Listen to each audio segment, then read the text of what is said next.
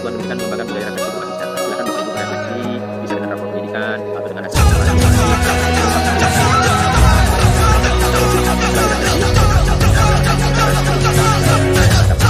Nah, kalau 5 ini Kita belajar Pancasila, kita bernafas dalam sila-silanya. Kita belajar Pancasila, ayo kita jaga untuk Indonesia. Kita belajar Pancasila, kita bernafas dalam sila-silanya. Kita belajar Pancasila, ayo kita jaga untuk Indonesia. berbuat baik, Bapak Ibu. Kita adalah hasil perbuatan baik dari guru-guru kita, dari orang tua kita. Nah, sekarang kita jadi guru, gantian berbuat baik untuk murid-murid kita. Itu saja Bapak Ibu. Dengan izin Bapak Ibu semua, kegiatan webinar kolaborasi komunitas belajar ini dibuka secara resmi. Bismillahirrahmanirrahim. Bismillahirrahmanirrahim. Baik, terima kasih Bapak Ibu. Mohon maaf atas segala kekurangan. Diakhiri dengan pantun lagi ya Bapak Ibu ya. Kalau di Sumatera ada Sungai Asahan, Cakep. di Jawa Barat Sungai Belanakan. Cakep. Cakep. Ada kesalahan, mohon saya dimaafkan. Terima kasih. Sama-sama Bapak. Wabillahi taufiq wal hidayah. Wassalamualaikum warahmatullahi wabarakatuh. Waalaikumsalam warahmatullahi Waalaikumsalam warahmatullahi wabarakatuh. Hatur nuhun Bapak Trisno Ikhwanuddin. Ya Bapak Ibu sekalian, benar ya bahwa segala sesuatu yang kita lakukan sekarang ini itu semata-mata untuk murid gitu, untuk memperbaiki kualitas pembelajaran kita dan bermuara pada murid-murid kita nanti di sekolah. Baik, alhamdulillah sudah ada 118 audiens. Kita lanjut lagi untuk acara selanjutnya, yaitu tadi CV sudah ditayangkan. Mari kita sambut pemateri pertama kita, yaitu Bapak Trisna. Kepada Bapak Trisna, waktu dan tempat disilakan. Ya Bu Timi, terima kasih Bu Timi, dan terima kasih juga kepada Pak Trisno. Tadi Pak Trisno sudah membuka kegiatan ini. Jika berkenan Pak Trisno, silakan untuk berada di Zoom. Tapi mungkin kegiatan lain, Pak Trisno, maka diperbolehkan Pak Trisno untuk keluar dari Zoom. Terima kasih Pak Trisno atas tim speakernya, pasal kunci buat kita semuanya. Nah, baik Ibu Bapak, kita akan masuk karena tadi diawali oleh pantun oleh Bu Timi juga Pak Trisno gitu ya. Saya juga izin membalas pantun Ibu Bapak ya. Izin membalas pantun. Di ujung kulon ada burung merak, Mantap. di Palmera ada burung kakatua. Cakep. Bagaimana kabar Ibu Bapak? Alhamdulillah. Dapat salam dari saya Trisna. Iya, Ibu Oke, Bapak. salam balik Bapak. Kembali salam. Ya, Bu Timi, boleh di share screen, Bu Timi? Boleh Mohon izin. izin share screen. Aku ini pinter ya.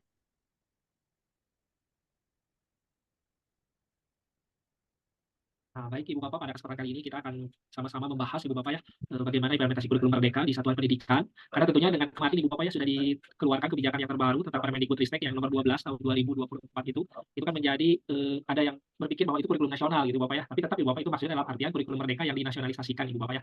Nah, karena banyak di lapangan yang beredar terjadi miskonsepsi Ibu Bapak ya. Nah, ternyata kurikulum itu berubah lagi jadi kurnas. Tapi tetap Ibu Bapak maksudnya kurnas di situ tetap kurikulumnya kurikulum merdeka tetapi dinasionalisasikan dan terpilah yang kemarin peraturan Permendikbudristek nomor 12 tahun 2024. Nah, pada kesempatan kali ini Ibu Bapak kita akan sama berdiskusi Ibu Bapak ya. Nah, bagaimana sih kurikulum merdeka di Permendikbudristek nomor 12 tahun 2024 itu. Bu Vimi, ini Bu Vimi, boleh yang di-share screen-nya ke PowerPoint-nya karena ini masih di dalam dokumen. Boleh Pak.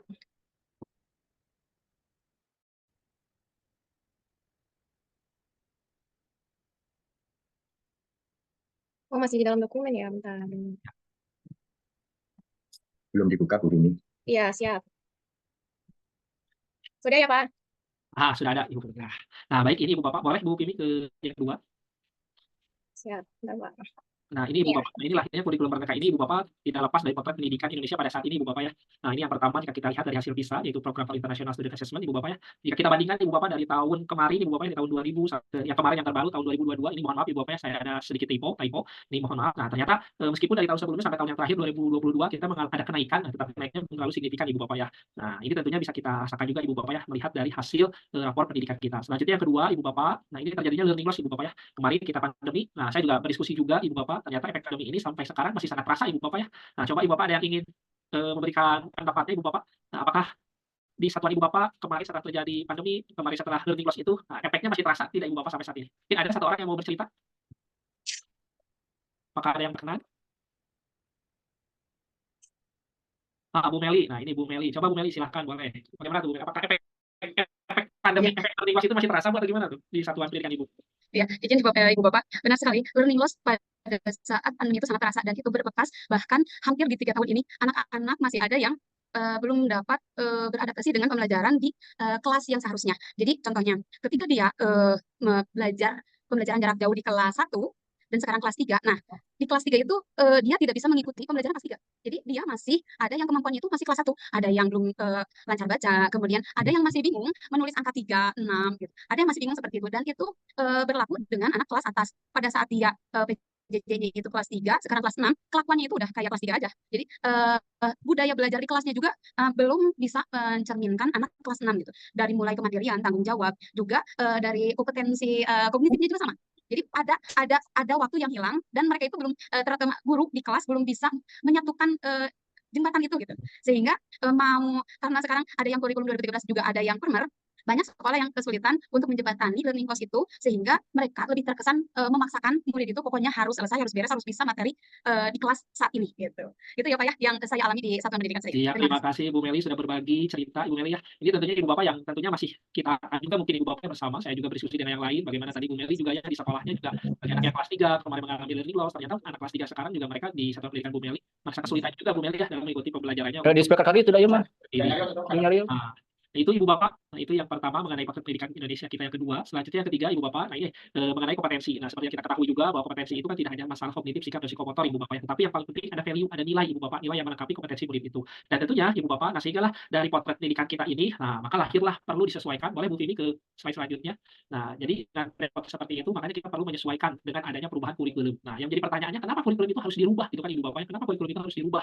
Nah, kenapa tidak tetap saja menerapkan kurikulum 2013 aja yang kemarin kita kembangkan gitu Ibu Bapak ya? Karena tentunya Ibu Bapak kurikulum itu kan bersifat dinamis Ibu Bapak yang berubah-ubah harus sesuai dengan tantangan zaman. Nah, tentunya kurikulum Merdeka ini hadir untuk menjawab tadi, untuk memfasilitasi atau untuk memecahkan masalah bahkan menjadi solusi. Nah, bagaimana kita bisa menyelesaikan permasalahan yang tadi potret pendidikan Indonesia yang pada saat ini. Sehingga lahirlah Ibu Bapak kurikulum Merdeka ini Ibu Bapak ya. Nah, sehingga tentunya jika kita perhatikan juga Ibu Bapak, nah, kurikulum Merdeka ini juga diambil berdasarkan dari filosofi pemikiran Ki Hajar Dewantara sehingga kental. Nah, rasanya kan kental Ibu Bapak pada kurikulum Merdeka ini dengan Merdeka Belajar. Nah, ini tentunya diambil dari filosofi pemikiran Ki Hajar Dewantara yang mana tentunya tadi diharapkan anak bisa tumbuh berkembang sesuai dengan kodrat alam atau kodrat zamannya sehingga mereka bisa tumbuh mandiri Ibu Bapak di kehidupannya masing-masing. Nah, inilah Ibu Bapak tentunya yang kita harapkan dengan adanya semangat Merdeka Belajar ini sehingga nantinya murid-murid kita nanti di sekolah kita ini memiliki kompetensi. Nah, bukan hanya kompetensi saja kalau tadi kata Pak Trisno, tapi punya karakter. Tapi ini karakter yang paling utama. Ada karakter itu harus sesuai dengan nilai-nilai jati diri bangsa kita, bangsa Indonesia, yaitu nilai-nilai Pancasila. Nah, oleh karena itu Ibu Bapak supaya tentunya Merdeka Belajar ini murid anak kita mempunyai kompetensi, mempunyai karakter yang senantiasa belajar sepanjang hayat sesuai dengan nilai-nilai Pancasila. Nah, makanya harus ada transformasi satuan pendidikan. Nah, makanya di sini tadi juga ini sudah dijelaskan juga ini oleh Pak Trisno, dimulai dari pendidik yang reflektif, bagaimana pendidik itu dalam proses mengajarnya dia bisa mengetahui apa kekurangannya, apa yang perlu ditingkatkannya, apa yang perlu ia lakukan supaya bisa memenuhi kebutuhan belajar. Nah, yang kedua tadi pembelajarannya berpusat pada murid. Nah, jika kita perhatikan juga Ibu Bapak tentunya pada saat ini kita lebih mengutamakan tujuan pembelajaran itu kepada murid sehingga terkenallah dengan pendekatan teaching at the right level Ibu Bapak ya. Nah, tentunya kita harus mengajar itu sesuai dengan kebutuhan anak didik kita. Bukan guru, tetapi kita harus melihat anak didik kita dan anak didik kita itu tentunya kan berbeda-beda Ibu Bapak ya. Nah, sehingga mudah-mudahan dengan pembelajaran yang berpusat pada murid kita bisa memenuhi semua kebutuhan belajar anak didik kita. Nah, selanjutnya ketiga Ibu Bapak, nah ini tentunya di satuan pendidikan diharapkan juga dapat menemukan iklim sekolah yang aman, inklusif, dan juga merayakan kebinekaan. Dan tentunya Ibu Bapak, ketiga hal ini tentunya harus didukung juga dengan kepemimpinan untuk memperbaiki layanan, baik itu dari gurunya maupun kepala sekolahnya, khususnya di satuan pendidikan itu sendiri Ibu Bapak. Sehingga nanti mudah-mudahan jika hal ini kita lakukan secara bersama-sama, secara kolaborasi, nah nanti diharapkan tercapai tujuan sesuai visi pendidikan Indonesia itu bisa mewujudkan murid yang memiliki kompetensi dan juga karakter yang kuat dalam Pancasilanya. Nah, baik Bu Vivi, boleh selanjutnya. Nah, oleh karena itu Ibu Bapak, dan tentunya Ibu Bapak dalam kurikulum Merdeka ini, nah ini memiliki salah satu keistimewaan Ibu Bapak ya tentunya dalam kurikulum Merdeka. Karena apa? Kurikulum Merdeka itu tentunya sejatinya memudahkan guru dan juga kepala sekolah dalam meningkatkan kualitasnya. Nah, sehingga tentunya jika kita perhatikan pada saat ini pun didukung Ibu Bapak ya dengan hal-hal yang mana tentunya ini sudah diberikan juga oleh pemerintah, baik itu melalui asesmen nasional, lapor pendidikan, ataupun kita juga bisa melihat standar pelayanan minimal Ibu Bapak ya nantinya di dalam hasil suling jari juga Ibu Bapak ya. Dari situ sudah ada bagaimana iklim kebinekaannya, lingkungan yang aman, nyaman, dan menyenangkannya nanti. Nah, itu salah satu standar pelayanannya. Baik, Bu Vivi, boleh selanjutnya. Nah, dan ini Ibu Bapak yang menjadi menariknya dalam kurikulum Merdeka itu, nah kenapa harus kurikulum Merdeka gitu kan ya? Nah ini, di dalam kurikulum Merdeka ini ada keunikan yang pertama yaitu Ibu Bapak, yang pertama kurikulum Merdeka itu fokus pada muatan esensial. Nah, sehingga tentunya tadi muatan pelajaran yang ada itu difokuskan kepada materi-materi yang penting yang pada saat ini sedang tren atau sesuai dengan tantangan zamannya. Seperti tadi ada literasi, ada numerasi ataupun hal-hal yang lainnya ini Ibu Bapak. Dan di muatan esensial ini Ibu Bapak ya, tentunya kan kita juga bisa lebih dengan mudah juga Ibu Bapak ya, tentunya karena materinya kan tidak terlalu banyak juga gitu kan. Tadi seperti kata cerita Bu Meli juga kan gitu ya. Ternyata di sekolahnya anak ini harus selesai materi ini kan gitu. Nah, ternyata Ternyata kan tidak seperti itu Ibu Bapak ya, nanti di kurikulum merdeka ini, materi-materi atau muatannya itu lebih esensial sehingga betul-betul yang pokok, betul-betul yang sesuai dengan tantangan zaman pada saat ini. Selanjutnya Ibu Bapak yang kedua, nah di kurikulum merdeka itu fleksibel dan kontekstual Ibu Bapak ya. Nah dalam artian nanti fleksibel di sini bahwa kita selaku guru bisa menentukan capaian pembelajaran itu sesuai dengan kebutuhan diri kita. Nah, kurikulum merdeka kan itu kita ada mengenal dengan istilah fase A, fase B gitu Ibu Bapak ya. Nah, jadi kita tidak perlu memaksakan Ibu Bapak ya anak yang belum bisa di fase B dan dia sudah meningkat ke fase B, kalau dia memang belum bisa di fase A ya meskipun dia fase B ya tidak mengapa diajarkan pelajaran-pelajaran ataupun muatan materi yang berada di fase A itu sendiri gitu. Nah, ini tentunya menjadi fleksibel bagi guru sehingga tentunya semua murid tadi tujuannya murid bisa bahagia, murid bisa merdeka dalam belajarnya sehingga setiap murid bisa sukses. Nah, selanjutnya Ibu Bapak yang ketiga ini yang paling menarik di dalam kurikulum merdeka itu adanya pengembangan karakter Ibu Bapak, baik itu moral, spiritual, sosial ataupun emosional. Karena jika kita perhatikan Ibu Bapak di kurikulum merdeka itu ada IPRA, ada kokurikuler. Nah, tentunya dalam pengembangan karakter itu, nah pada saat ini di kurikulum merdeka itu lebih dikuatkan, diberikan alokasi waktu khusus supaya anak didik kita itu, supaya murid-murid kita itu bisa kuat dalam karakternya yaitu di dalam kokurikuler atau P5 itu sendiri Ibu Bapak ya, yang mana proyek penguatan profil pelajar Pancasila. Nah, sehingga di dalam program tersebut dan kegiatan tersebut diharapkan esensinya itu bukan perayaannya, gitu kan, boleh merayakan tapi bukan perayaannya, tetapi bagaimana prosesnya anak tersebut bisa mengembangkan karakternya sesuai dengan nilai-nilai Pancasila yang 6 dimensi itu Ibu Bapak. Nah, mungkin ini Ibu Bapak yang akan menjadi menarik nanti pembahasan selanjutnya gitu ya. Nah, ini saya sebagai pengantar nanti akan dibedah bagaimana nih kurikulum merdeka dari jenjang SD, SMP maupun SMA ataupun TK itu sendiri. Nah, nanti akan dibahas oleh teman saya. Terima kasih Bu Vimi, mungkin itu yang dapat saya sampaikan. Terima kasih. Terima kasih kepada Pak Trisna. Selanjutnya akan disampaikan oleh rekan kami, yaitu Ibu Teti, untuk jenjang TK ini. Kepada Bu Teti, kami persilakan. Bu Vimi, apakah suara saya bisa masuk? Aman, Bu, aman. Dengar? Takut kurang jelas. Baiklah, terima kasih banyak Ibu Vimi dan juga terima kasih kepada Bapak Trisna yang sudah memberikan pengantar tadi. Boleh ya, saya juga ingin ikutan pantun nih, baru searching barusan ini. Siap. Singgah sebentar di rumah Basir. Cakep. Oh, Hormat dan pepaya. Cakep. Untuk Anda yang telah hadir, salam hormat dari saya. luar biasa, mantap. Teman-teman, Mantap, cakep. saya kebagian untuk bukan memaparkan ya sebenarnya. Ini kita belajar bersama-sama tentang kurikulum, dan karena saya dari jenjang PAUD, maka yang akan saya sampaikan kepada teman-teman semua adalah kurikulum merdeka di jenjang pendidikan anak usia dini. Yang saya ambil berdasarkan Permendikbud nomor 12 tahun 2024. Permendikbud yang paling akhir ya Pak Trisna ya, yang terakhir. Baik Bu Vimi, silakan. Ini teman-teman. Kurikulum merdeka itu mencakup kerangka dasar struktur dari TK sampai SMA, SMK sama seperti ini. Untuk kerangka dasar ada di lampiran 1, itu cukup panjang ya, saya tidak akan memakannya. Mangga Bapak dan Ibu pasti sudah tahu tentang Permendikbud nomor 12 ini dan mungkin tidak membukanya kembali. Kemudian struktur kurikulum. Struktur kurikulum juga untuk PAUD kita sama dengan kakak-kakak jenjang di intrakurikuler, kokurikuler, ekstrakurikuler di jenjang PAUD itu boleh tapi tidak wajib. Jadi silakan ada, atau kalau misalnya tidak pun itu tidak menjadi suatu kewajiban. Nah, dalam intrakurikuler dan kokurikuler itu memuat kompetensi, muatan pembelajaran dan beban pembelajaran. Lanjut. Kompetensi untuk di intrakurikuler itu dirumuskan dalam CPI, dalam capaian pembelajaran. Rekan-rekan, Bapak Ibu semuanya pasti sudah sangat mengenal tentang CPI. Jadi semuanya sudah hebat-hebat, tidak perlu diuraikan lagi ya Bapak Ibu. Sementara untuk kokurikuler, oh ya, tadi Pak Trisna sudah memberikan komentar bahwa kokurikuler itu P5 ya, P5 sedikit kalau dalam bahasa dalam Permendikbudnya itu paling tidak kokurikuler itu dilakukan pada P5. Kompetensinya itu berupa dimensi profil belajar Pancasila. Saya yakin rekan-rekan semua para peserta sudah sangat mengenal tentang dimensi belajar Pancasila. Nah, kemudian untuk muatan pembelajaran, khusus untuk PAUD, muatan pembelajaran itu dirumuskan secara terintegrasi dengan kompetensi yang dibagi. Jadi tidak seperti di jenjang kakaknya yang berupa mata pelajaran. Kalau di PAUD itu bukan. Tapi setiap kompetensi yang ada di capaian pembelajaran itu disertai juga dengan muatan pembelajaran. Kemudian untuk di kokurikuler, muatan pembelajarannya itu termuat tema P5. P5 itu kan salah satunya kreativitas dan imajinasi, mampu cipta Indonesia, ada yang ada. Nah, dan tema-tema itulah yang menjadi muatan pembelajaran untuk kokurikuler atau untuk di P5. Maka Bu Vimi selanjutnya. Ini adalah saya ambil dari pengalaman di PAUD itu kurikulum ketika atau yang adalah penyelesaian antara kompetensi dengan muatan pembelajaran yang juga mendukung tercapainya perkembangan anak secara holistik hingga kemampuan fondasi terpenuhi. Kemampuan fondasi itu yang tercantum dalam CPI. Satuan PAUD dapat menyelenggarakan ekstrakurikuler. Jadi seperti yang sudah saya katakan tadi bahwa ekstrakurikuler merupakan pilihan. Kemudian didukung dengan keseluruhan berikan layanan edukasi PAUD berkualitas. Selanjutnya, Ibu Teti, izin, maaf suaranya kurang keras sepertinya. suaranya kurang keras ya? Maaf, Ya. Apakah sekarang sudah? Atau masih? Sedikit lagi, Bu. Halo, 1, 2, 3, Ya, masih? sudah cukup, Ibu. Terima kasih. Nah, ini yang berikutnya. Apa itu layanan PAUD berkualitas? Bapak dan Ibu, semuanya kita bisa bersama-sama belajar. Saya juga masih belajar ya Bapak dan Ibu tentang PAUD berkualitas ini. Kita punya panduan umum layanan PAUD berkualitas. Ada punya Bapak Ibu bisa searching dan di PAUDpedia kalau tidak salah. Kemudian untuk kita bisa mengerti secara keseluruhan, seharusnya kita harus belajar semua yang ada di sini. Ini ada apa semacam petanya gitu ya, apa saja yang harus kita pelajari dan semua buku-bukunya itu ada.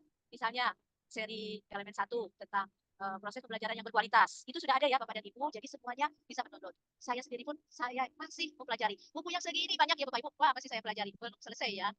Nah, kemudian ada seri 2-nya, yaitu seri elemen 2 tentang kemitraan dengan orang tua, tentang penyelenggaraan kelas orang tua. Elemen ketiga tentang mendukung pemenuhan kebutuhan esensial anak usia dini.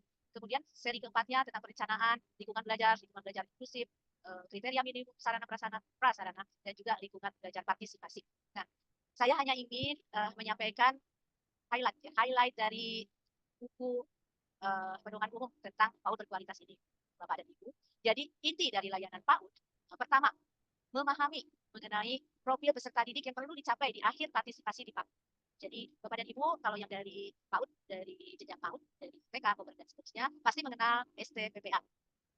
Nah, itu adalah profil peserta didik yang perlu dicapai di akhir partisipasi. Kemudian kedua, memahami mengenai visi dan misi yang akan dijalankan oleh satuan PAUD. Dan itu tentunya sudah kita buat di KOSP ya. Kalau sekarang istilahnya jadi apa KSP kalau saya masih pakai KOSP itu di kurikulum saya. Kemudian yang ketiga, pemahaman lingkup pelayanan yang perlu disediakan oleh PAUD. Nah, ada 4 elemen.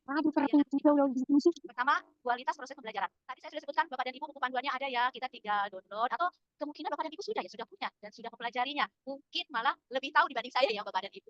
Kemudian kemitraan dengan orang tua itu juga sudah ada buku panduannya. Kemudian adanya layanan yang memantau pemenuhan kebutuhan anak usia dini di luar pendidikan. Ini Bapak Ibu yang kita pelajari di PAUD HI. Di PAUD HI itu adalah layanan, ada pendidikannya, ada kesejahteraan, dan ini yang dimaksud dengan layanan memantau pemenuhan kebutuhan anak usia dini. Bapak dan Ibu, saya yakin sudah banyak yang belajar tentang PAUD HI. Ya. Kemudian terakhir, kepemimpinan dan pengelolaan sumber daya.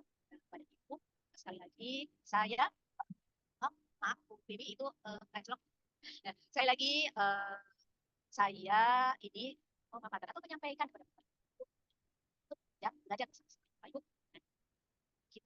Saya berharap di komunitas belajar kita masing-masing, misalnya ingin bareng dengan komunitas belajar saya, yuk kita belajar bersama-sama dan ayo kita memahami bersama-sama. Mungkin hanya itu saja materi yang saya sampaikan webinar hari ini. Terima kasih semuanya sudah hadir. Wassalamualaikum warahmatullahi wabarakatuh. Waalaikumsalam. Terima kasih Ibu Teti atas pemaparan di jenjang PAUD atau TK-nya. Selanjutnya kita beralih ke jenjang SD nih Bapak Ibu, kurikulum merdeka seperti apa sih yang sekarang ini? Supaya tidak miskonsepsi, mari kita dengarkan langsung paparan dari Ibu Meli. Kepada Ibu Meli, waktu dan tempat disilahkan. Ya, terima kasih Ibu Bini atas kesempatannya. Mohon maaf, slide-nya bisa maju. Next slide, Bu. Itu yang PAUD. Apakah suara saya terdengar, Bu? Terdengar, Nah, Bu. ya. Ya. Itu SMP kelewat, SD kelewat. Bu Bibi. Nah, itu. Nah, kelewat, Bu. Lewat. Sepertinya sinyal Ibu atau saya ya. Nah, ini saya sudah benar. Di SD. Benar, Bu? Kalau tampilan di saya ini PAUD. Masih Udah, Bu, PAUD? ini SD, Bu. Oh, ini Ini SD. Betul, ya, Bu? maaf. Ya, sudah ya. Ya. Terima kasih atas kesempatannya. Ini adalah saya akan membahas tentang pembaruan struktur kurikulum di Permendikbud nomor 12 tahun 2024 terutama di jenjang SD. Kalau sebelumnya para narasumber sudah berpantun ya, saya skip dulu pantunnya. Berhubung di sini sedang sangat besar hujan, kemudian sinyalnya juga agak kurang stabil jadi takutnya terputus di tengah jalan. Baik, yang pertama adalah menurut Permendikbud nomor 12 tahun 2024 untuk jenjang SD ada beberapa target perubahan. Yang pertama itu ada menghilangkan tes calistung dari proses penerimaan PPDB pada jenjang sekolah dasar dari TK atau PAUD yang mau masuk ke SD itu tidak diperbolehkan untuk tes. Tidak ada tes baca, tes hitung, dan tes-tes yang lainnya. Yang kedua ada penerapan masa pengenalan lingkungan hidup atau MPLS, lingkungan sekolah atau MPLS selama 2 minggu pertama di tahun ajaran baru atau lebih kita kenal itu transisi PAUD SD. Karena di mana peserta didik kelas 1 itu masih butuh adaptasi yang sangat tinggi ketika mereka pergi ke SD, mulai dari jam belajar, biasanya mereka masuk pagi jam 10, jam 9 udah pulang. Kemudian belajar di sekolahnya itu masih banyak bermain, aktivitas yang banyak bergerak. Nah, jadi transisi PAUD SD itu memfasilitasi anak dari TK atau PAUD untuk dapat belajar di jenjang SD, sehingga mereka akan lebih siap lagi belajar menerima pembelajaran di jenjang SD. Terutama ada dilakukan asesmen awal untuk transisi PAUD SD untuk mengetahui mereka itu atau peserta didik baru itu perlu apa yang harus ditingkatkan pada 6 kemampuan fondasi. Nah, ini ada di target perubahan yang ketiga, di mana 6 kemampuan fondasi anak ini harus ibu bapak ketahui, terutama untuk guru yang memegang anak kelas 1. Sehingga ketika masa MPLS awal, kemudian diberikan asesmen awal, nah guru bisa merancang pembelajaran sesuai dengan kebutuhan siswa berdasarkan 6 kemampuan fondasi tersebut. Jadi, untuk target perubahan kedua dan ketiga itu saling berkaitan. Jadi, 6 kemampuan fondasi ini bisa diketahui dari asesmen awal yang dilakukan pada saat MPLS yang 2 minggu atau masa transisi.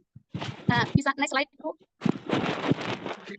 Yang kedua di SD yaitu ada penetapan bahasa Inggris sebagai mata pelajaran wajib di tahun 2027 dan 2028. Tetapi hal ini diberikan masa transisi kepada satuan pendidikan, karena bahkan sampai saat ini masih ada sekolah yang masih belum menerapkan kurikulum merdeka di satuan pendidikannya. Tetapi untuk sekolah-sekolah yang berada di daerah luar 3T, masa transisi atau masa persiapan untuk mengimplementasikan kurikulum merdeka diberikan waktu 2 tahun. Nah, sampai 2027-2028 mereka harus sudah bisa menggunakan kurikulum merdeka. Sedangkan sekolah-sekolah yang berada di luar wilayah, yang berada di dalam wilayah 3T, mereka itu diberikan waktu 3 tahun sebagai waktu transisi atau persiapan untuk melakukan implementasi kurikulum merdeka. Penerapan bahasa Inggris sebagai mata pelajaran wajib di tahun ini, di tahun 2027-2028 itu merupakan salah satu langkah strategis yang diambil oleh pemerintah untuk meningkatkan kompetensi generasi muda dalam menghadapi tantangan globalisasi. Dengan penguasaan bahasa Inggris tentunya mereka tidak mengharapkan murid mampu berkomunikasi dengan lebih efektif kancah yang lebih luas. Dengan mengakses banyak informasi melalui fasilitas digital saat ini, tentu akan meningkatkan peluang mereka untuk mendapatkan pekerjaan di dunia kerja nantinya. Implementasi kebijakan ini saat ini disertai dengan pelatihan intensif bagi guru-guru bahasa Inggris atau guru kelas agar dapat menyediakan materi yang berkualitas. Salah satunya adalah saat ini sedang ada program dari Kemendikbudristek itu, yaitu untuk guru SD atau guru bahasa Inggris yang mengajar di SD, mereka diundang untuk mengikuti program fasilitator bahasa Inggris gitu ya. Nah, itu semacam peningkatan kompetensi untuk guru SD yang mungkin pada saat ini sudah lama tidak mengajarkan bahasa Inggris, karena pada saat kurikulum 2013 bahasa Inggris di SD itu dihilangkan. Sehingga guru yang memiliki background bahasa Inggris pun mereka harus beradaptasi kembali untuk dapat mengajarkan bahasa Inggris di kelas atau di SD. Apalagi dengan penggunaan kurikulum 2013 dan kurikulum merdeka yang sedikit berbeda. Kalau dulu kan masih dengan tujuan pembelajaran, kemudian indikator, kalau sekarang lebih pada CP, ATP, sehingga besar sekali hal yang perlu guru SD lakukan untuk dapat memfasilitasi pembelajaran bahasa Inggris di SD. Tentunya kurikulum yang dirancang ini menekankan aspek praktis penggunaan bahasa Inggris dalam kehidupan sehari-hari, bukan sekadar teori. Nah, langkah ini juga dapat diharapkan mempersiapkan murid-murid di Indonesia untuk dapat bersaing di era global yang semakin kompetitif sedini mungkin. Penetapan bahasa Inggris sebagai mata pelajaran wajib di SD ini ada 3 hal yang menjadi alasan atau dasarnya mungkin ya. Nah, yang pertama adalah bahasa Inggris sebagai kebutuhan seluruh anak Indonesia. Bahasa Inggris saat ini dapat membuka pintu melalui memberikan kesempatan kepada murid-murid Indonesia baik di bidang pendidikan, pekerjaan, ataupun interaksi secara internasional. Jadi bukan hanya di jenjang yang formal saja. Karena saat ini di era globalisasi kecepatan teknologi itu sudah sangat meresahkan gitu ya untuk siswa-siswa. Jadi bahkan siswa SD pun mereka sudah dapat mengakses baik film ataupun mungkin bisa berkomunikasi dengan orang di luar Indonesia, sehingga pembelajaran bahasa Inggris ini sudah sangat urgent diberlakukan di jenjang sedini mungkin, yaitu di SD, yaitu untuk mempersiapkan siswa-siswa atau murid-murid kita dapat berinteraksi secara internasional. Dengan menguasai bahasa Inggris, anak-anak Indonesia tentunya dapat mengakses sumber daya pendidikan yang lebih luas seperti buku dan jurnal ilmiah sebagian besar yang ditulis dengan bahasa Inggris. Selain itu, kemampuan berbahasa Inggris juga meningkatkan daya saing mereka di pasar global. Dengan baik di luar aspek praktisnya, bahasa Inggris juga dapat memperkaya wawasan budaya, juga meningkatkan keterampilan kognitif murid. Oleh karena itu, pengajaran bahasa Inggris agar anak-anak di Indonesia tetap siap menghadapi tantangan dan peluang di masa depan. Untuk alasan yang kedua, mendorong pembelajaran keselarasan kurikulum bahasa Inggris adalah konsep yang penting dalam pendidikan untuk memastikan bahwa materi pelajaran, kemudian metode pembelajaran, dan evaluasi yang digunakan di berbagai tingkat pendidikan sejalan dengan tujuan pembelajaran yang telah ditetapkan. Tentunya, hal ini mencakup penyusunan kurikulum yang berfokus pada pengembangan keterampilan berbahasa siswa, seperti mendengarkan, kemudian berbicara, membaca, menulis dalam bahasa Inggris. Keselarasan tersebut juga dapat memastikan bahwa konten yang diajarkan itu relevan dan mendukung kebutuhan para murid di dunia nyata, serta mempersiapkan mereka untuk dapat menghadapi tantangan akademis di masa depan. Sehingga tidak kelagapakan lagi ya ketika anak SD lulus, mereka ingin masuk ke SMP yang bergengsi, kemudian atau ke jenjang SMP yang sudah ada pelajaran bahasa Inggris. Mereka tidak minder lagi. Minimal kosakata yang yang ada di lingkungan sekitar mereka itu tahu.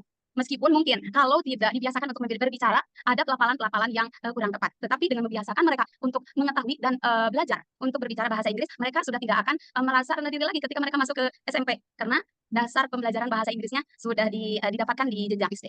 Yang ketiga, yaitu pemerataan kualitas pembelajaran. Yaitu salah satu tantangan juga dalam dunia pendidikan, terutama di negara-negara berkembang seperti Indonesia ya.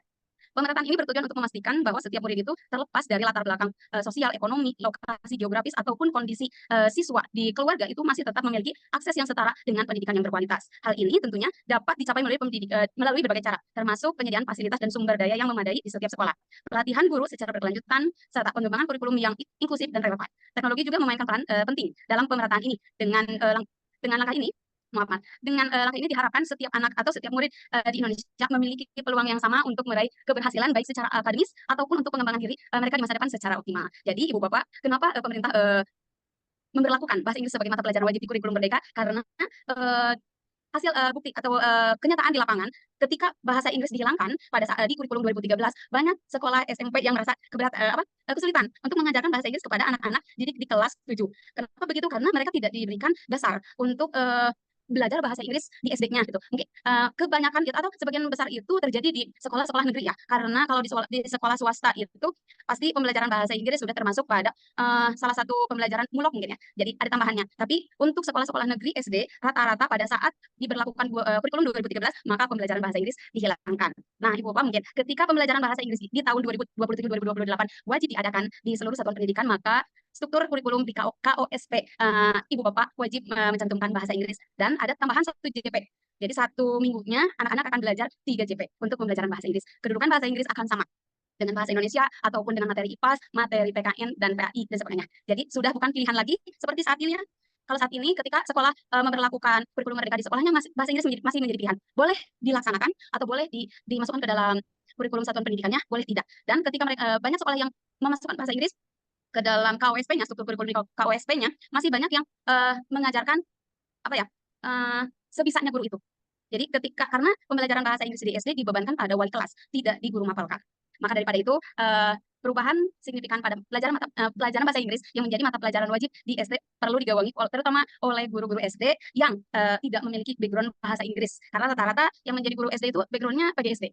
Walaupun ada beberapa guru SD yang pada saat kurikulum 2013 mereka mengajarkan bahasa Inggris, kemudian di kurikulum selanjutnya, sebelum kurikulum 2013 mereka mengajarkan bahasa Inggris, kurikulum 2013 diberlakukan, bahasa Inggris dihilangkan, mereka jadi berbalik arah atau pindah jadi wali kelas sehingga harus kuliah lagi agar linear. Nah, mungkin pemaparan saya terkait apa hal baru yang ada di SD berdasarkan Permendikbud nomor 12 tahun 2024 jenjang SD cukup sekian. Terima kasih Ibu Pemi atas kesempatannya. Mohon maaf jika terdapat kesalahan. Wassalamualaikum warahmatullahi wabarakatuh. Materi selanjutnya bisa dilanjutkan oleh narasumber yang lain. Terima kasih. Siap, terima kasih Ibu Meli. Wah, semakin siang semakin menarik saja nih pembahasan kita pada siang hari ini. Selanjutnya kita teruskan di jenjang SMP, dipaparkan oleh Ibu Prima. Kepada Ibu Prima, disilahkan. Baik, apakah suara saya jelas? Jelas Bu, oke. Nah, terima kasih. Bismillahirrahmanirrahim. Senang sekali saya bisa mewakili dari jenjang SMP. Perkenalkan, mungkin karena di sini se-Jawa Barat bahkan ada narasumber kita yang juga dari Surabaya gitu. Saya perkenalkan kembali, nama saya Primarsawati. Saya berasal dari SMPN 5 Garut, Kabupaten Garut, Jawa Barat. Tadi teman-teman saya yang lain sudah dimulai dengan pantun. Saya juga mau berpantun terlebih dahulu, boleh? Boleh Bu. Saya juga searching seperti Ibu Teti ya. Saya searching dulu karena saya nggak jago pantun. Ambil kayu untuk membuat meja. Cakep. Kayu disatukan dengan paku. Cakep. Sebelum presentasi saya buka, saya ucapkan salam terlebih dahulu. Assalamualaikum warahmatullahi wabarakatuh. Waalaikumsalam warahmatullahi wabarakatuh. Terima kasih Bapak Ibu guru hebat semuanya. Di sini saya sharing materi pembekalan untuk jenjang SMP, untuk struktur kurikulum, kemudian fokus pada muatan esensial, kemudian pengembangan karakter, itu sudah dibahas oleh teman-teman juga tadi oleh Bapak Trisna, oleh Ibu Teti, kemudian juga oleh Ibu Meli. Nah, mungkin saya sedikit menegaskan kembali mengenai apa sih perubahan atau pembaruan ya lebih tepatnya, pembaruan signifikan dalam kurikulum merdeka pada jenjang SMP. Nah, tadi ditekankan bahwa untuk kurikulum Merdeka ini setelah terbitnya Permendikbud nomor 12 tahun 2024 itu salah satu khasnya adalah struktur yang fleksibel dan kontekstual. Nah, di sini fleksibel di sini tadi Bapak Trisna sudah mengupas bahwa tidak memaksakan, misalnya di fase D bisa misalnya kalau peserta didik kita masih di fase sebelumnya, kita bisa memberikan bimbingan atau memberikan pemahaman terlebih dahulu untuk fase sebelumnya. Kemudian fleksibel di sini juga memberikan sekolah dan guru memiliki keleluasaan untuk menyesuaikan struktur kurikulum dengan kebutuhan dan karakteristik peserta didik di daerah kita masing-masing. Dan selain itu juga pengaturan beban belajar yang menjadi per tahun. Nah ini ya, yang keleluasaannya di pengaturan beban belajar, kemudian pengorganisasian dan perencanaan pembelajaran yang diatur sendiri oleh satuan pendidikan. Nah, untuk validitasnya di Permendikbud nomor 12 tahun 2024 ini diserahkan kepada kepala sekolah sebagai kepala satuan pendidikan di kurikulum satuan pendidikannya dan sesuai dengan konteks karakteristik, visi, misi serta tujuan satuan pendidikan. Kemudian kontekstual. Kontekstual di sini materi pembelajaran dirancang dengan mempertimbangkan konteks dan kehidupan nyata di sekitar peserta didik. Hal ini juga bertujuan untuk membuat pembelajaran menjadi lebih relevan, bermakna dan mudah dipahami oleh peserta didik. Kita sesuaikan dengan sesuai daerah sekolah kita masing-masing. Kemudian penerapan pembelajaran terdiferensiasi. Nah, di sini kita sudah harus menggunakan pendekatan pembelajaran terdiferensiasi ini dalam setiap pembelajaran kita di kelas dengan memungkinkan guru untuk memenuhi kebutuhan setiap murid, baik itu dari segi konten, kemudian dari segi proses, juga dari segi produk. Saya yakin Bapak Ibu guru hebat di sini sudah melakukan atau menerapkan pembelajaran terdiferensiasi ini. Kemudian fokus terhadap muatan esensial. Fokus pada muatan esensial dalam pembelajaran ini supaya kita dapat memastikan peserta didik mendapatkan pengetahuan dan keterampilan yang fundamental dalam setiap mata pelajaran. Kita tinggal memilih capaian pembelajaran apa sih yang bisa yang kita organisasikan untuk setiap jenjangnya, kemudian mana saja materi esensialnya. Kita tidak perlu menyampaikan semuanya. Kita sesuaikan dengan kebutuhan dari belajar murid itu sendiri. Selanjutnya pengembangan karakter. Nah, pengembangan karakter ini yaitu mendalami isu kontekstual di sekolah itu dalam proyek penguatan profil pelajar Pancasila. Jadi para peserta didik itu memiliki waktu untuk mengeksplorasi dan mengasah kepekaan terhadap isu-isu kontekstual gitu. Misalnya di gaya hidup berkelanjutan, kemudian kearifan lokal sesuai daerahnya masing-masing. Next Bu Vimi. Nah, untuk struktur kurikulum juga sama, yaitu intrakurikuler mengacu pada capaian pembelajaran, kemudian kokurikuler yaitu pendalaman atau pengayaan kegiatan intrakurikuler dalam rangka pengembangan karakter dan kompetensi peserta didik, yaitu di P5 proyek penguatan profil pelajar Pancasila. Ini bisa kita lebih dalami berkaitan dengan isu-isu yang kontekstual dengan daerah kita masing-masing. Kemudian ekstrakurikuler sesuai dengan karakteristik satuan pendidikannya. Misalnya kalau hanya satu ekstrakurikuler, pilihannya adalah pramuka. Tapi harus digarisbawahi di sini bahwa peserta didik mengikuti ekstrakurikuler itu secara sukarela. Jadi tidak ada paksaan sesuai dengan voice, choice, dan ownership-nya peserta didik mungkin ya. Jadi di sini ekstrakurikulernya harus secara sukarela, betul-betul dari pilihan dari peserta didik itu sendiri. Mungkin itu next. Nah, kekhasan satuan dalam jenjang kurikulum mereka, poin pembaharuannya apa sih di jenjang SMP? Murid-murid di sini, murid-murid yang dengan potensi kecerdasan istimewa. Ada istilah cerdas istimewa, berbakat istimewa. Itu bisa diberikan percepatan belajar dan atau pendalaman dan pengayaan capaian pembelajaran secara individu. Jadi di sini yang harus kita garis bawahi secara individu, bukan kelas akselerasi, misalnya bukan rombongan belajar. Dulu itu rombongan belajarnya gitu. Nah, sekarang kita harus memberikan pengayaan pendalamannya itu secara individu. Misalnya sekolah memberikan fasilitas misalnya dengan memberikan pengayaan khusus untuk yang punya kelebihan potensi di sains, misalnya memiliki potensi di sains, itu kita berikan fasilitas wadah untuk lebih mendalami dan memberikan pengayaan itu secara individu, bukan rombongan belajar. Nah, cerdas istimewa dan berbakat istimewa ini atau biasa dikenal dengan anak cibi itu mempunyai kemampuan dan intelijensi di atas rata-rata. Nah, ini kita itu harus memberikan pengayaan, kemudian juga memberikan pendekatan-pendekatan, memberikan pendalaman-pendalaman secara individu. Kemudian di SMP, kalau tadi di SD mungkin ada bahasa Inggris ya, tapi itu secara bertahap. Nah, untuk SMP itu penguatan kompetensi teknologi digital, yaitu termasuk kemampuan berpikir sistem. Nah, ini sudah berjalan ya di SMP, yaitu TIK ini menjadi wajib, ya pelajaran informatika atau TIK ini menjadi diwajibkan di SMP. Ini penting untuk computational thinkingnya dari peserta didik. Kemudian juga memberikan kemampuan berpikir sistem untuk peserta didik. Ya. Jadi ini penting sekali, apalagi sekarang untuk literasi digital dari peserta didik kita, mengembangkan kemampuan berpikir komputasional itu ya kita memberikan pemahaman, memberikan kemampuan untuk memecahkan masalah dengan cara sistematis dan logis. Kemudian juga penguatan kompetensi teknologi digital ini juga sangat esensial ya, sangat esensial. Ini dibutuhkan untuk bekal bagi generasi muda sekarang untuk lebih melek teknologi, untuk lebih literasi digitalnya lebih baik lagi. Mungkin itu saja di jenjang SMP, tidak banyak yang saya sampaikan. Saya kembalikan kembali ke Ibu Vini. Terima kasih Ibu Firman atas paparan di jenjang SMP-nya. Selanjutnya ada di jenjang SMA, Ibu Ai. Ibu Ai sudah siap? Siap, Bu. Terdengar suara saya?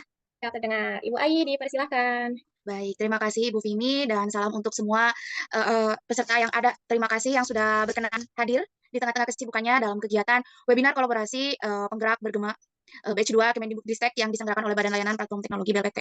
Nah, baik izinkan saya untuk menyampaikan pematerian tentang analisis kurikulum merdeka untuk jenjang SMA ya atau sama SMK Bu Vini? Saya sedikit lupa. Ya, Bu, SMA dan SMK. Oh, siap, SMA dan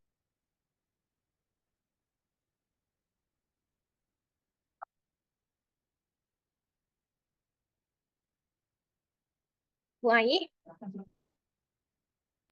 Terpental kayaknya Bu Vini. Walah, Bu Ai sepertinya terpental. Pak Trisna, masih ada? Gimana, Bu? Nampaknya Bu Ai terpental, Pak. Kita lanjut jenjang SMA oleh Bapak. Ke kompal saja dulu, Bu. Ke kompal saja. Kombel saja? Ya. Baik. Bapak Ibu, kita lanjut ke kombel. Untuk materi kombel ini akan disampaikan yang pertama oleh Ibu Nani. Ya. Ibu Nani sudah siap? Sudah siap. Suara saya terdengar? Aman, Bu? Terdengar Ibu. Baik, baik. Dengar Ibu. Aman. Izin share screen untuk materi kombel. Boleh minta tolong di share screen ya?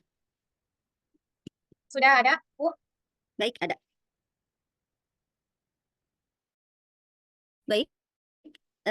Assalamualaikum warahmatullahi wabarakatuh. Salam Ibu Bapak Guru Hebat Indonesia. Baik, terima kasih untuk seluruh partisipan yang telah bersedia mengikuti kegiatan pengimbasan komunitas bergema 2 ini yang kami laksanakan secara kolaborasi. Mohon izin kepada semuanya, Ibu Bapak Guru Hebat. Saya di sini akan memaparkan sedikit tentang mengenal komunitas belajar. Namun, pertama saya sampaikan di sini bukan berarti saya jadi narasumber, saya sudah mumpuni di bidang ini atau tentang materi ini. Kita sama-sama berbagi praktik baik, sama-sama belajar. Baik, mari kita sama-sama berdiskusi untuk tentang mengenal komunitas belajar. Baik, dilanjut Ibu Pimi. Aduh, mohon maaf barusan Nah, terputus ya Pada sinyalnya. menu sesi ini tentang mengenal komunitas belajar, ada 3 poin yang akan kita bahas bersama-sama, yaitu yang pertama, apa itu komunitas belajar, kemudian yang kedua, fokus komunitas belajar, dan ketiga, jenis komunitas belajar. Mungkin nanti untuk ketiga poin ini pemaparannya akan dibagi 2 dengan rekan saya, Pak Jenny. Baik, dilanjut Ibu Pimi. Nah, Ibu bisa diturunkan dulu ke bawah. Nah, oke. Baik, apa itu komunitas belajar? Ibu Bapak Guru Hebat. Ini dia yang disebut dengan komunitas belajar, yaitu merupakan sekelompok guru dan tenaga kependidikan atau GTK yang belajar bersama, berkolaborasi secara terjadwal, dan berkelanjutan dengan tujuan yang jelas serta terukur untuk meningkatkan kualitas pembelajaran sehingga berdampak pada hasil belajar murid. Yang mana komunitas belajar merupakan strategi utama atau kunci yang dapat meningkatkan kemandirian GTK untuk meningkatkan kualitas pembelajaran melalui aktivitas kelompok seperti belajar bersama, menyelesaikan tantangan pembelajaran, berbagi praktik atau ide, memberikan umpan balik yang efektif, dan bagian yang paling penting adalah menerapkan hasil kombel atau komunitas belajar pada pembelajaran di kelas. Sehingga tujuan meningkatkan kualitas pembelajaran dapat dicapai demi berdampak pada pembelajaran murid. Jadi di sini jelas ya Ibu Bapak bahwa komunitas belajar itu menurut saya itu merupakan suatu wadah untuk bagi para guru bersama-sama berdiskusi, berkolaborasi, berbagi praktik baik dengan memiliki rencana yang terjadwal serta berkelanjutan. Yang mana memiliki tujuan yang sama, yaitu untuk apa? Untuk meningkatkan kualitas hasil pembelajaran yang ingin dicapai. Baik, lanjut Ibu Pimi. Nah, ini dilewat saja ya Bu. Oke. Nah, sekarang kita lanjut ke fokus komunitas belajar. Baik, next Bu. Nah, ini Ibu Bapak, fokus komunitas belajar yang akan kami sampaikan adalah yang pertama berpusat pada peningkatan kompetensi guru dan tenaga kependidikan. Yang mana dijelaskan bahwa kombel yang difokuskan untuk belajar dan berbagi sebagai upaya untuk meningkatkan kompetensi guru dan tenaga kependidikan. Kegiatan dalam kombel difokuskan pada pemenuhan gap kompetensi guru dan tenaga kependidikan untuk dapat menjalankan peran dan tugasnya dengan optimal. Ini berdasarkan teori rujukannya dari ini ya, Community of Practice yang dikembangkan oleh Anthony Winger Trainer tahun 2012. Kemudian yang kedua berpusat pada pembelajaran murid, yang mana kombel yang berfokus pada pembelajaran murid, kegiatan dalam kombel berfokus pada peningkatan pembelajaran murid. Kolaborasi bertujuan untuk meningkatkan kualitas pembelajaran atau menyelesaikan tantangan pembelajaran murid. Pada kombel ini aktivitasnya menggunakan siklus inquiry. Ada refleksi awal, ada perencanaan, ada implementasi, dan ada evaluasi. Teori rujukan ini dari Professional Learning Community yang dikembangkan oleh Richard Duforia dan kawan-kawan tahun 2016. Nah, Bapak Ibu sekalian, jadi komunitas belajar dengan fokus pada pembelajaran murid dan peningkatan kompetensi guru tenaga kependidikan yang dilakukan secara kombinasi dengan porsi yang lebih besar pada fokus pembelajaran murid. Jadi intinya sesuai ya dengan filosofi Ki Hajar Dewantara bahwa pembelajaran yang kita ciptakan itu memang harus berpihak pada murid, harus berfokus pada murid. Intinya murid, murid, dan murid. Jadi apapun yang kita lakukan, pengembangan kompetensi kita yang diwadahi dengan komunitas belajar ini tujuannya adalah untuk murid, murid, dan murid. Begitu Ibu Bapak. Baik, lanjut Ibu. Nah, ini fokus komunitas belajarnya berdasarkan siklus inquiry pada kombel berpusat pada pembelajaran murid. Yang pertama ada refleksi awal dulu, kemudian selanjutnya membuat perencanaan, dan kemudian setelah perencanaan tersebut tersusun dengan baik, kemudian mengimplementasikannya. Setelah implementasi itu dilakukan, melakukan evaluasi, dan begitu seterusnya ya regulasinya seperti itu untuk memfokuskan bagaimana komunitas belajar itu berdasarkan siklus inquiry tadi. Baik, next Ibu. Nah, ini ada tahapan pada kombel yang berpusat pada peningkatan kompetensi guru dan tenaga kependidikan. Yang pertama, menganalisis kebutuhan belajar anggota. Yang kedua, memfasilitasi rencana kegiatan belajar berdasarkan hasil analisis kebutuhan. Kemudian selanjutnya yang ketiga, mencari fasilitator pembelajaran yang relevan terkait kebutuhan belajar. Kemudian yang keempat, menyelenggarakan kegiatan belajar di komunitas belajar. Yang kelima, mendokumentasikan dan mempublikasikan hasil kegiatan. Yang selanjutnya, mendampingi rekan sejawat dalam mempraktikkan hasil belajar di komunitas belajar. Dan yang ketujuh, evaluasi dan refleksi pembelajaran dan penerapan kegiatan. Jadi, ini tahapan pada Kombel yang berpusat pada peningkatan kita sebagai guru dan tenaga pendidikan. Tahapan yang pertama tadi menganalisis kebutuhan belajar anggota, betul. Jadi setiap anggota yang tergabung pada Kombel itu harus dianalisis dulu kebutuhan belajarnya apa yang mereka butuhkan, apa permasalahan mereka, misalkan terus solusinya harus seperti apa. Kemudian memfasilitasi rencana kegiatan belajar berdasarkan hasil analisis kebutuhan tersebut. Jadi setelah menganalisis, melanjutkan ke merencanakan kegiatan belajar berdasarkan kebutuhan-kebutuhan yang tadi. Kemudian selanjutnya mencari fasilitator yang pembelajaran yang relevan. Jadi setelah tadi membuat perencanaan, kita mencari fasilitator nih yang dianggap cocok atau mampu untuk memfasilitasi kegiatan tersebut. Kemudian menyelenggarakan kegiatan belajar. Nah, barulah kita melaksanakan kegiatan belajar melalui komunitas belajar tersebut. Kemudian setelah menyelenggarakan kegiatan komunitas belajar, tentu kita harus mendokumentasikan kegiatan tersebut dan mempublikasikannya. Ya, ini mungkin salah satu untuk berbagi praktik baik dari apa yang telah dilaksanakan pada Kombel tersebut. Kemudian setelah itu mendampingi rekan sejawat dalam mempraktikkan hasil belajarnya di komunitas belajar gitu. Jadi salingnya mendampingi. Dan yang terakhir tentu setiap perencanaan program atau program yang dibuat, kita harus selalu senantiasa melakukan evaluasi dan refleksi untuk apa? Untuk perbaikan perencanaan atau kegiatan selanjutnya agar menjadi lebih baik lagi. Baik Ibu, next Bu. Oke. Nah, di sini ada pengisian instrumen komunitas belajar. Yang didorong untuk semua satuan pendidikan adalah untuk mengisi instrumen komunitas belajar secara berkala, sehingga satuan pendidikan dapat melakukan refleksi dan melihat kondisi komunitas belajar di satuan pendidikan saat ini. Harapannya Kemendikbudristek dapat merancang strategi untuk mendampingi satuan pendidikan dalam mengoptimalkan komunitas di dalam sekolah. Dengan begitu optimalisasi peningkatan kompetensi dan kualitas pembelajaran di kelas dapat terwujud. Jadi ini pengisian instrumen komunitas belajar ini didorong untuk semua satuan pendidikan untuk apa? Untuk tadi meningkatkan kompetensi atau kualitas pembelajaran di kelas ya. Makanya sekarang lagi booming-boomingnya ini komunitas belajar ibu bapak yang seperti ibu bapak ketahui, mungkin sering ibu bapak ikuti juga banyak, baik pun secara daring di PMM ataupun secara luring. Sekarang lagi booming-boomingnya karena memang ini menjadi bukan tuntutan, mungkin anjuran Kemendikbudristek untuk bagaimana meningkatkan kompetensi kita sebagai guru yang memiliki peran sebagai pendidik. Baik Ibu, next. Nah, mungkin itu ya untuk yang jenis komunitas belajarnya akan disampaikan oleh rekan saya Pak Jemi. Mungkin yang dapat saya sampaikan untuk kesempatan kali ini dicukupkan sekian. Mohon maaf atas kekurangan dan kehilafannya. Billahi taufiq wal hidayah. Wassalamualaikum warahmatullahi wabarakatuh. Terima kasih Ibu Bapak hebat semuanya. Terima kasih Ibu Pimi. Baik, terima kasih Ibu Nani. Selanjutnya akan dilanjutkan paparannya oleh Bapak Jemi. Bapak Jemi, apakah sudah siap? Siap Ibu, apakah suara saya terdengar jelas? Siap Bapak. Baik. Pak Jemi dipersilahkan. Iya, selamat siang menjelang sore atau udah sore ini ya? Udah sore mungkin ya. Ya, ada sore. Saya bangga ketemu teman-teman Jawa Barat. Saya satu-satunya yang dari Jawa Timur. Perkenalkan, nama saya Jemi. Saya dari SMP 15 Surabaya. Saya melanjutkan dari Bu Neng Nani, jadi tentang jenis komunitas belajar. Tapi sebelumnya berhubung tadi narasumber yang lainnya ngasih pantun, kayaknya saya nggak lengkap kalau nggak ngasih pantun, meskipun saya jarang berpantun. Izin ngasih pantun ya Bu ya? Siap Pak. Sekali-kali pergi ke kota. Cakep. Tempat singgah warung kopi Maia. Cakep. Udah pandai berpantun kawan narsum kita. Semoga tiap hari mau mengajari saya. Mantap. Itu pantun terpaksa itu Bu. Ya, bisa dipindah slide-nya Bu ini. Ya. Jadi komunitas belajar ada 3, yaitu Kombel dalam sekolah, komunitas belajar antar sekolah, dan komunitas belajar daring itu yang ada di PMM. Jadi komunitas dalam sekolah yaitu komunitas belajar yang terdiri dari guru mapel, guru kelas atau lintas kelas, lintas mata pelajaran serta tenaga pendidikan. Kalau Kombel antar sekolah itu Kombel belajar antar sekolah merupakan kelompok BTK dari berbagai sekolah yang belajar dan berkolaborasi untuk meningkatkan hasil belajar murid. Wujud komunitas ini dapat berupa PKG, MGMP, MGBK, KKG, MKKS, KKS, tapi wilayahnya masih dalam satu wilayah. Sedangkan untuk Kombel daring merupakan komunitas secara virtual yang ada di menu komunitas di platform Merdeka Mengajar atau PMM. Komunitas belajar daring ini dapat mewadai komunitas belajar antar sekolah untuk saling berjejaring dan berbagi informasi tanpa batasan jarak di PMM. Jadi untuk yang Kombel daring ini jangkauannya lebih luas bila dibandingkan dengan Kombel antar sekolah. Yang antar sekolah mungkin bisa satu kabupaten, satu kota. Yang lebih kecil lagi adalah Kombel dalam sekolah. Itu di lingkup satuan pendidikan saja. Nah, mungkin next, Bu. Ini, sudah selesai. Nah, bagaimana kita merawat Kombel? Mungkin saya mau jelasin itu dulu. Kalau kita di Kombel sekolah itu, saya izin share screen bisa, Bu Kimi? Boleh Pak. Baik.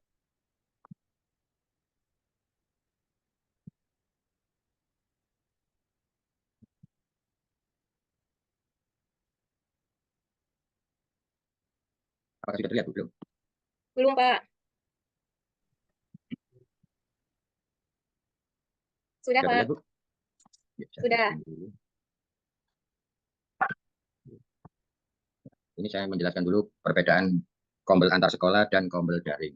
Jika kombel antar sekolah itu pendidik dan tenaga pendidikan antar satuan pendidikan, sedangkan untuk kombel daring itu pendidik dan tenaga kependidikan antar satuan pendidikan yang belajar bersama di PMM. Kombel antar sekolah berada dalam satu lingkup wilayah, sedangkan untuk kombel daring itu tidak terbatas daerahnya atau wilayahnya. Jadi seperti saya, kombel daring penggeraknya dari berbagai daerah ada. Gitu. Contohnya tadi udah saya sebutkan, persamaannya adalah ruang lingkup belajar fokusnya pada pengembangan kompetensi PTK. Fokus pada topik peningkatan kompetensi sesuai dengan kebutuhan dan kesepakatan. Kegiatan belajar tidak terintegrasi secara langsung dalam aktivitas pekerjaan sehari-hari. Dari ketiga persamaan ini, fokusnya tetap satu. Nanti akhirnya ke murid seperti yang dibilang sama Bu Nani tadi. Tentunya fokus kombel juga. Ya.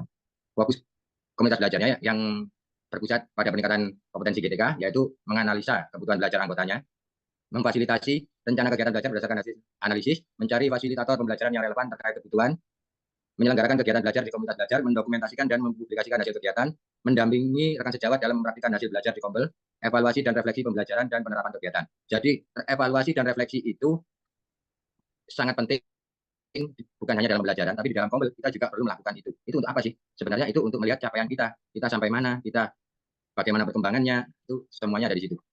Nah, sekarang saya mau tanya dulu, apakah komunitas belajar itu wajib didaftarkan di PMM? Mungkin ada yang bisa jawab. Kalau ya mungkin kasih emoji jempol ke atas, atau yang nggak wajib bisa jempol ke bawah mungkin sebelum saya lanjut. Apakah komunitas belajar itu wajib didaftarkan ke PMM? Mungkin bisa dikasih emoji.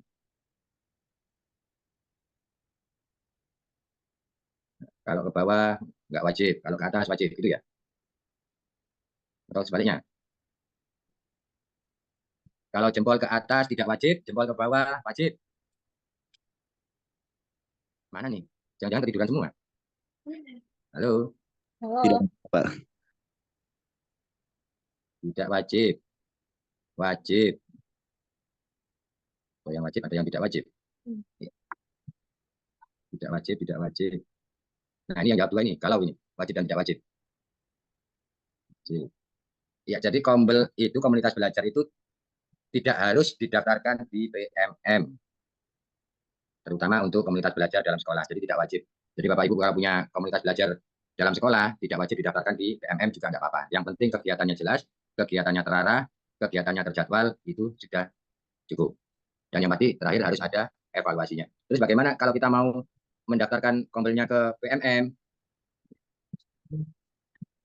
Jadi syarat dan ketentuannya pendaftaran komunitas belajar di PMM itu memiliki penggerak atau pengurus komunitas yang aktif, memiliki pertemuan rutin, dapat secara daring atau luring untuk mendiskusikan pembelajaran dan atau pengembangan diri guru, memiliki anggota yang sudah atau akan menerapkan kurikulum merdeka. Catatannya yaitu setiap komunitas dapat diwakili paling sedikit 1 dan paling banyak 3 penggerak komunitas. Maksudnya ini 3 penggerak komunitas ini yang tercantum di dalam PMM. Meskipun penggeraknya ada 10, cuman yang dicantumkan di PMM hanya bisa 3. Limitnya hanya 3. Terus setiap penggerak dapat menjadi penggerak pada komunitas belajar maksimal 3 komunitas belajar. Jadi setiap penggerak komunitas bisa menjadi penggerak komunitas belajar itu maksimal 3. Dan jika kita mengikuti komunitas itu maksimal kita bisa mengikuti 20 komunitas.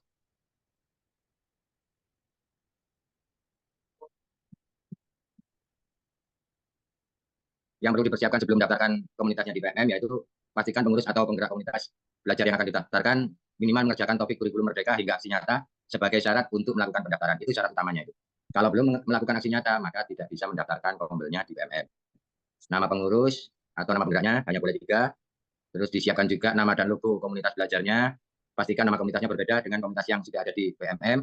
Yang keempat, masukkan lokasi dan deskripsi maksimal 2000 karakter. Terus detail komunitasnya bagaimana. Untuk juga waktu saya masih ada Bu Femi? Masih Bapak, 2 menit lagi. Masih? 5 menit lagi? 2. Oke. Nah, bagaimana kita merefleksi ini, apa namanya, kombel kita? Bapak Ibu di PMM itu sudah disediakan fitur yang namanya instrumen komunitas belajar. Bapak Ibu bisa buka di situ bagaimana melihat perkembangan komunitas belajar kita, terutama untuk yang komunitas belajar yang dalam sekolah.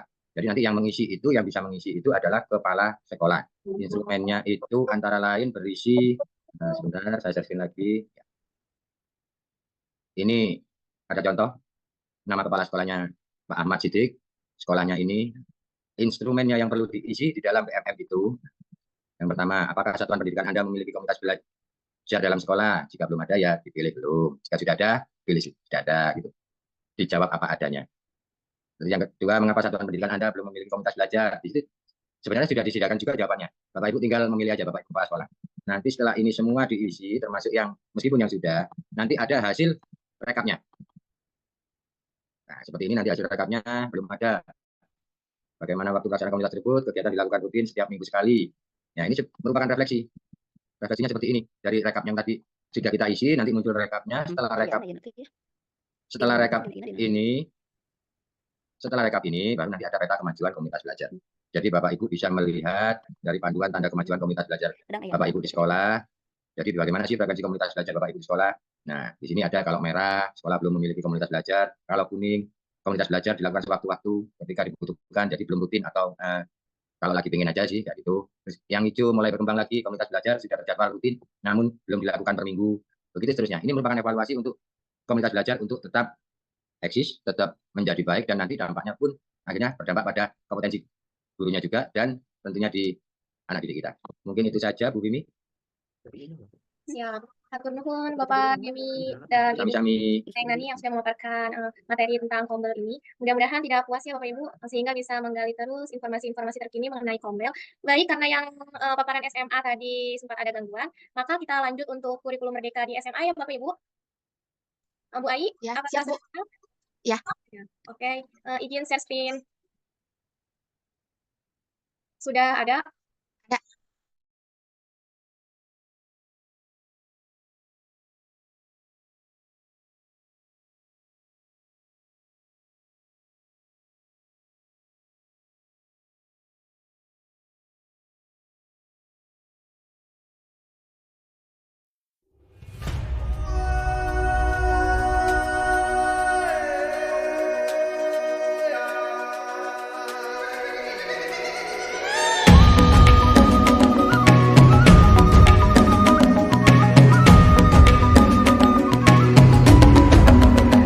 Bangun dan bukalah matamu, saatnya